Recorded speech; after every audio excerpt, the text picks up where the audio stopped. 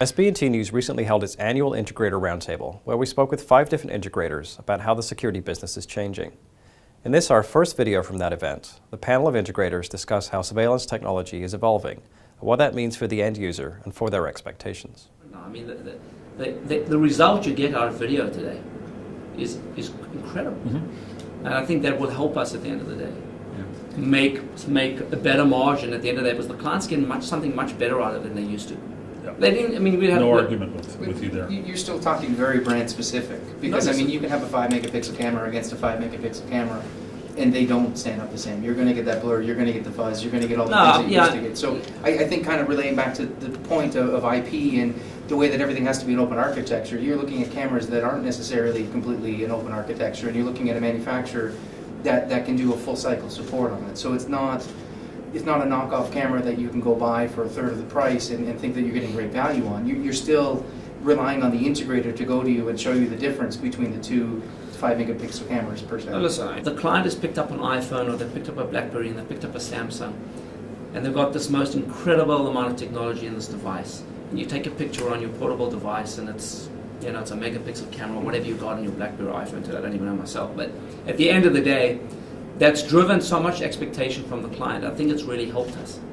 I mean, what the client gets out of the end game on a camera. I mean, how many times do you have a client call us 10 years ago and say, someone broke into our garage, I can't even recognize the person, and we'd have to say, yeah, but I mean, that's the best we can do, right? And today, we get less of those calls because you really got a much better picture. I think it's really helped us. I think it's made a big difference in how we can perform for our clients. You bring on the higher megapixel camera, you show them the benefits of a better quality image, they don't care. I've got a DVR, they're still chugging away in the basement, I just want to see if a car pulls up. So yeah, exactly. I can show them the new stuff, show them why they should spend the extra dollars, and I just want an analog camera. Yeah, because they just want to see movement, or they just want to see yeah, exactly. Yeah, there isn't any doubt that the higher resolution cameras are increasing sales. I think clients that are aware of what can be bought, and if they buy well, I think it is good for our industry for sure. But the analytics side of it, I think, as that progresses, as plugins or the manufacturers themselves, they seem sort of reluctant to dip into analytics. I'm not sure why, but the plugins for some of the products, they work very well, and I think that will help sales.